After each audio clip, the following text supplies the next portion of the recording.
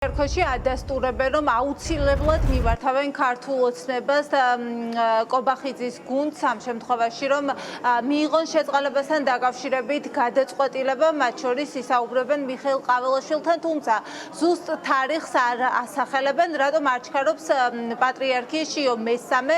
საზოგადოებასთან ურთიერთობის სამსახურის ხელმძღვანელი გვეუბნება, რომ ახლად არჩეულ პატრიარქს ჯერ სხვა საკითხები აქვს მოსაგვარებელი, თუმცა ადასტურებს მზაობას, რომ უახლოეს მომავალში აუცილებლად ისაუბრებენ შეწყალების საკითხზე. ერთხელ ხო თქვით და როგორ ფიქრობთ, ახალი პატრიარქია უამრავი საქმეა გასაკეთებელი საპატრიარქოში, რომ სამუშაო პროცესი გაიმართოს. და ესე იგი დღის წესრიგში რა უნდა გქონდეს? ჯერ ალბათ აქ რო პროცესი გაიმართოს. ვით რომ ჩვენ ამ საკითხზე კიდევ იმსჯელებთ, ყოველთვის ხო შეიძლება ამის ლაპარაკი, ხო? მოდველი მთავარეპისკოპოსის მეუფე იაკობის ქადაგება გავრცელდა, სადაც სხვა წინა ქადაგებებისგან განსხვავებით ნაკლებად არის საუბარი შერიგებაზე.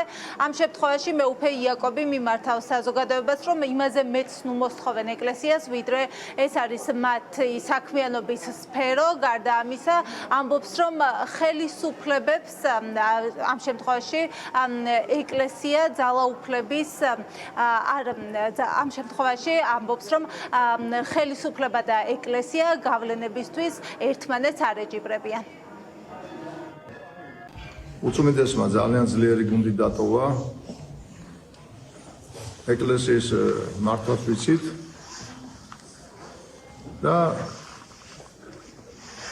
ჩვენ რაც გვეხება, ის მოგთხოვეთ და ძალიან ხშირად ისეთ რამებს გთხოვთ ხოლმე, რა თქვენი საქმე არ არის რა და უშუალო საქმეს მაინც ნუ მოწყვიტავთ, რომ დანარჩენშიც თქვენთან ერთად ვიქნებით რა. ძალები არ გაგვაფანტინოთ, ძალები ერთად უნდა ვიაროთ, ურთულესი პერიოდია და ყველამ ერთად უნდა გავიაროთ ეს ურთულესი პერიოდი. ჩვენ არ ვიბრძვით ამ ქვეყანაზე პირველობისთვის. ხშირად ხელისუფლებები, სხვადასხვა ხელისუფლებები ეკლესიას მოიაზრებენ ხოლმე კონკურენტად, ძალაუფლების გამყოფად. ჩვენ არ ვართ ქართული ეკლესია, მერწმუნეთ მაგაში არ მონაწილეობთ, იმიტომ რომ ქრისტეს გზას მივყვებით და არასდროს, ხო? ეს მიწიერი დიდება ჩვენთან უმრავლესობაში არაფერი არ არის რა. შეიძლება თქვათ, რომ რატომ გაცვიათ ლამაზი რაღაცა ის ღვთისმსახურების ის არის, რომ შინაგანში ჩახედეთ ადამიანს, მი როგორ არის და ვირაშვება.